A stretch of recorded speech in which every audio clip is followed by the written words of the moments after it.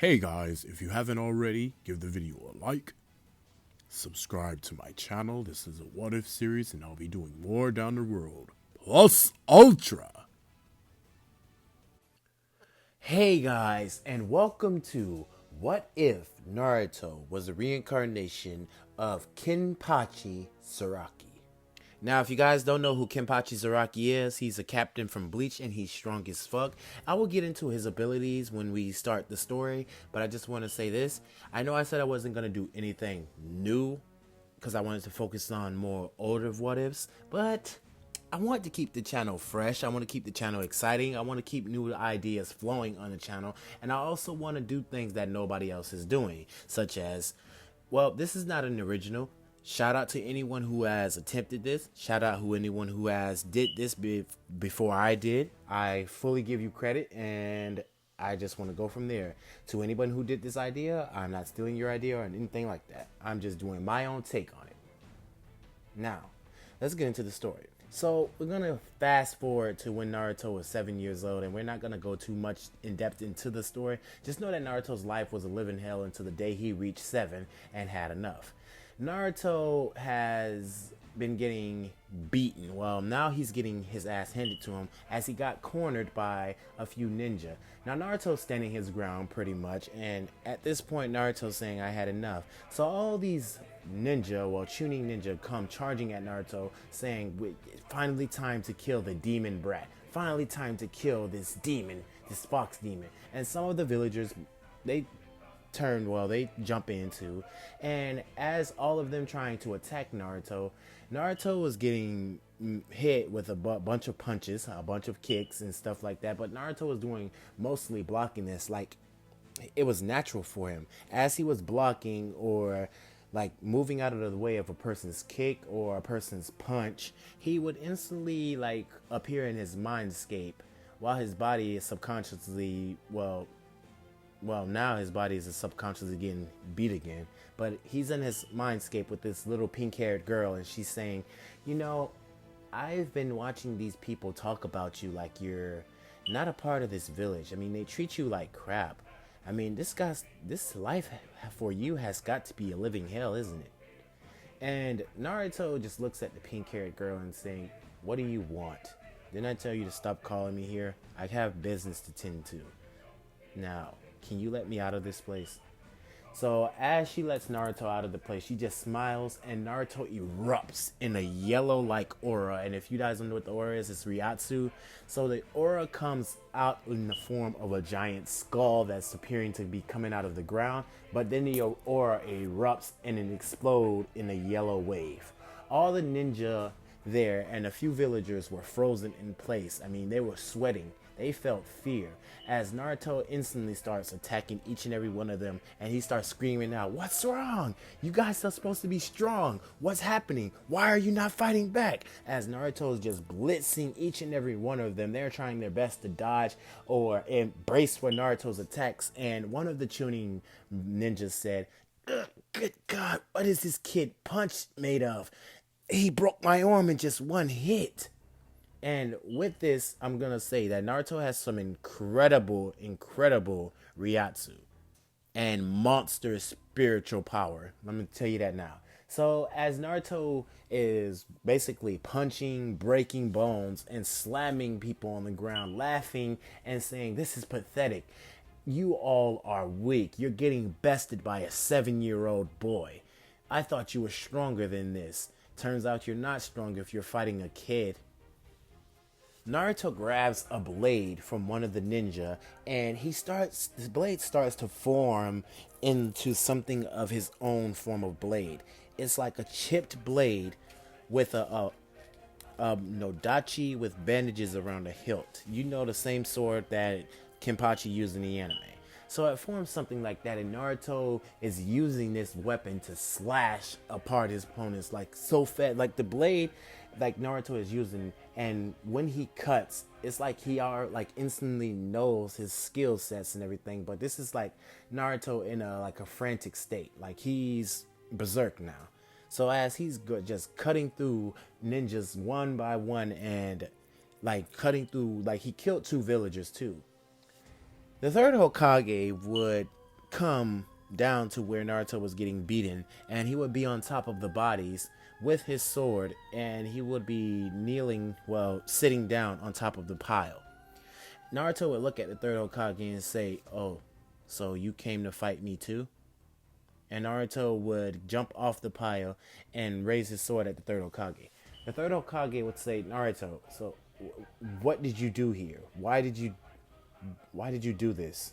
Because the third Hokage would be shocked, but then Naruto would state, "Well, these people were calling me a demon, and then they start attacking me, and they threatened to kill me.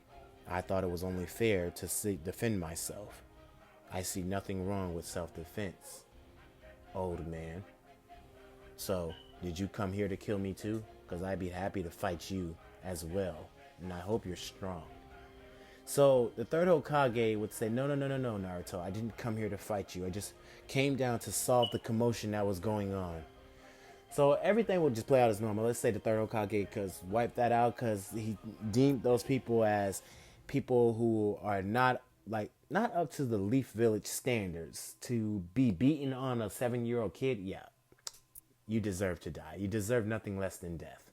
So as Naruto's growing up, Naruto asks the third Hokage to train him in swordsmanship, and he does. It goes pretty well up until the point where Naruto joins the academy, and Naruto's power at this point, well, Naruto tries his best to seal it because he wants to have a fun battle. He noticed that when all of his power is released or is going crazy, he's not having so much fun as he can get through a battle in an instant. So Naruto had asked the Hokage to create him some kind of eye patch that can drain his power to a good amount to where he can enjoy a fight, have a fight go on as long as possible for his excitement and his enjoyment. So as we transition into Naruto joining the academy, Naruto chakra, he wouldn't have it. Okay, Naruto would still have chakra, but it's not like not the chakra that I'm not. Okay, no, he wasn't. He wouldn't have chakra because this whole thing is spiritual pressure and Ryatsu. That's what Naruto has.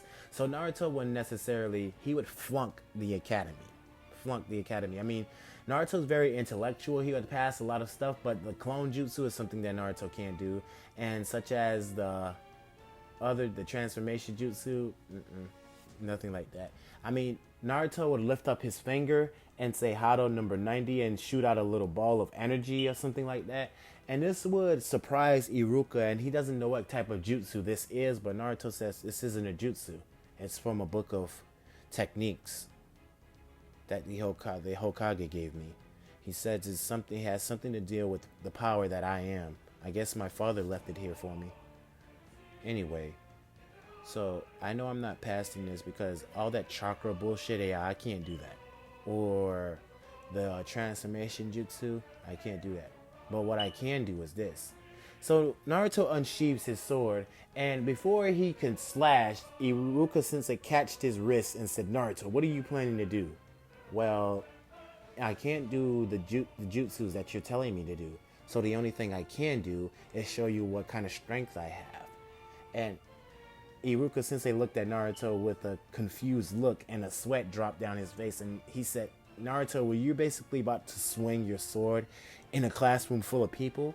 He said this, "Well, I wouldn't have hurt them. The only thing I would have did is just cut the roof off the building and then cut the roof ceiling in half. I would have did something like that. I didn't see a lot of people getting hurt. Probably like 4 or 3 people getting hurt." Iruka Sensei then looked at Naruto with a worried look and told Naruto, "Okay, Naruto, that's all. You can take your seat now." Naruto just let out a sigh and looked at Iruka Sensei and said, "You're boring. You know that? Have some guts to just let me have fun for once." Naruto would walk back to his seat and sit down. And this is when Naruto would sit next to Sasuke, and he would sense some kind of overwhelming strength from Sasuke. But this is when Naruto would get confronted by this girl.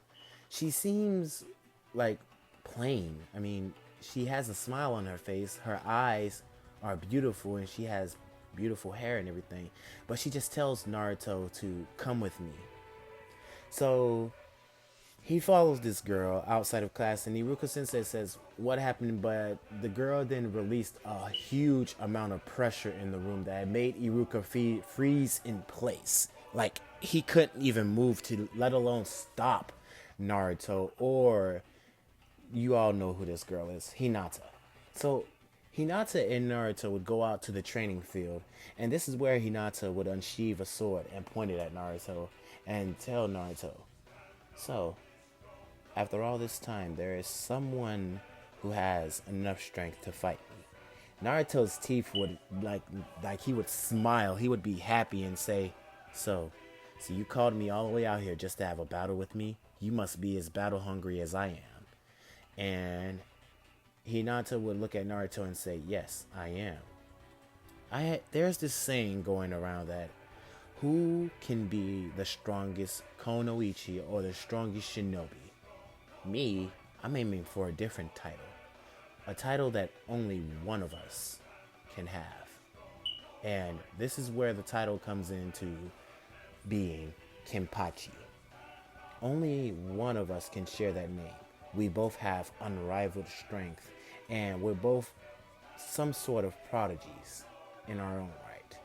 While I can't do any of the shit that's in the academy, such as clones or anything like that, I was born in the Hyuga clan, and to my familiar, I don't have any kind of Hyuga techniques. I don't even have the particular, like, their eyes, as Hinata had regular eyes. So she would point her sword at Naruto and saying, so, I noticed that you're just like me. You want to fight? And Naruto's aura would rise, and he said this to Hinata. Well then, let's fight. And their fight would be somewhat so similar to Kenpachi versus Unohana. So now they would be going at it, slashing at each other, punching, kicking, slamming each other to the ground, grabbing each other by the throat, her releasing her power and everything, and Naruto taking off his eye patch, to the point they were going all at it and destroying the area that they were in. The battle was so ferocious and destructive with each other, to the point when they came in to do a final clash, the third Hokage had to come in between both of their swords and use King Yama to stop it. Like, the third Hokage had to use some kind of force, like a field. Well, let's say this. So King Yama and the third Hokage, let's just say the King Yama can do this. I don't imagine he can't.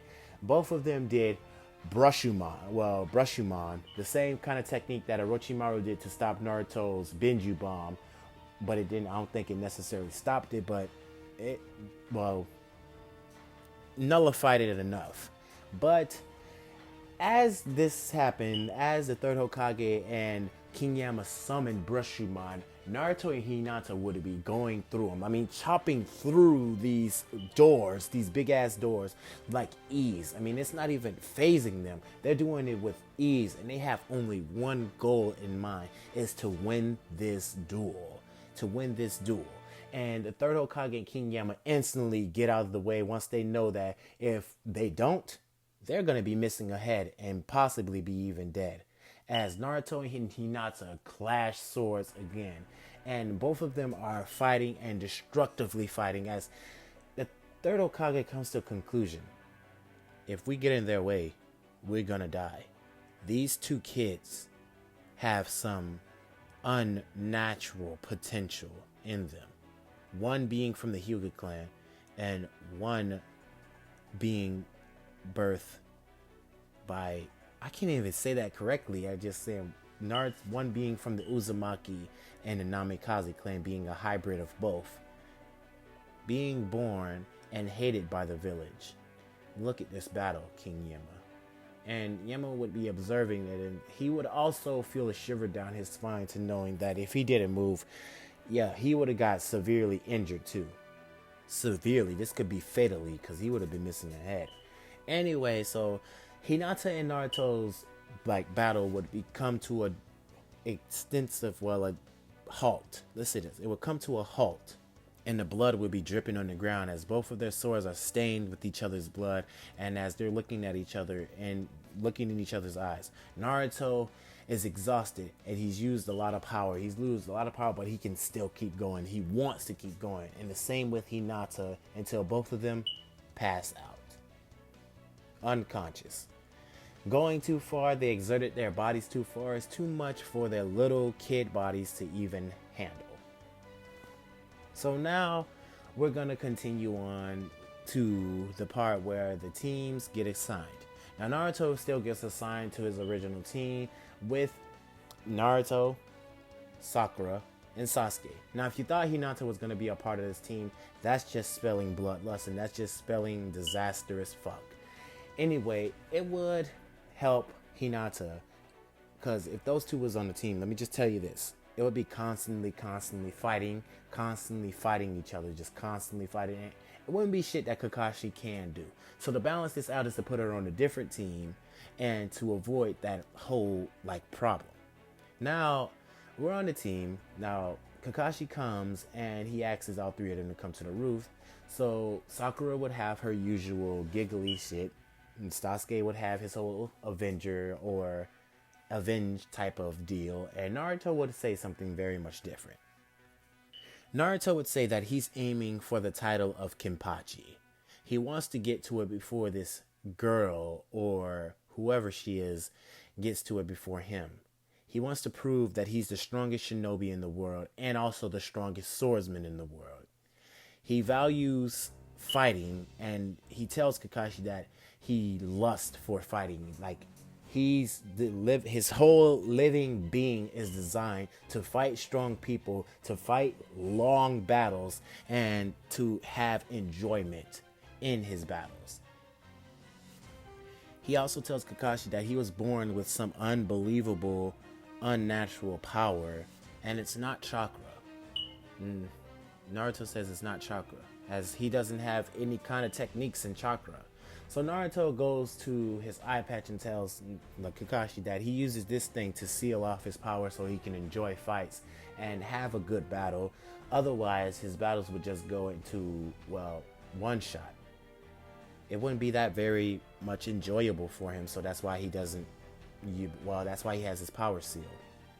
But whoever that girl was he fought in the training field, she's very, very, very interesting and he wants to fight her again. So he has to get stronger because he knows that she's possibly doing the same thing.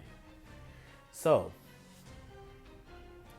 Kakashi tells all the team to meet at the training field again. Well, not again. They tell the team to meet at the training field and the team does the same thing as usual with him telling the team to not eat and to not be late, and everything plays out as normal until the point Kakashi arrives with Naruto. Basically he was asleep. He gets up off the ground, yawns, and says, I'll basically get both of those bells before you can even think or turn the next page in your perverted book. Kakashi would look at Naruto and raise an eyebrow before he would realize that Naruto is not right there no more. Naruto is right behind him. Naruto unsheathes his sword because he wants to test Kakashi's abilities, and he slings it at Kakashi, and Kakashi barely dodges it. Now Kakashi has a sweat on his head, and this is where Kakashi would look at Naruto, and he would say, what kind of power does this kid have? Gee, I lost track of him for just a second and he was right behind me and I couldn't even feel the presence of his sword coming. That could have been fatal. Now Kakashi would lose track of Naruto again because he was in his head, and this is where Naruto would thrust his sword at Kakashi with Kakashi barely dodging it a second time, and this is when Naruto would state, come on Kakashi, you're supposed to be the copy ninja. You're supposed to have copied over a lot of jutsus and you're supposed to be this kind of legendary Anbu or something like that. Whatever the whole story about you is, can you just show me that strength? Or are you just as weak as any other person I've fought in my lifetime? So Kakashi would say, this kid is obviously cocky, but he has the power to back it up. So him and Naruto would get into a scuffle, but Naruto would be slashing at Kakashi, cutting him in the back and blood spewing out, and then cutting him in the chest and blood spewing out.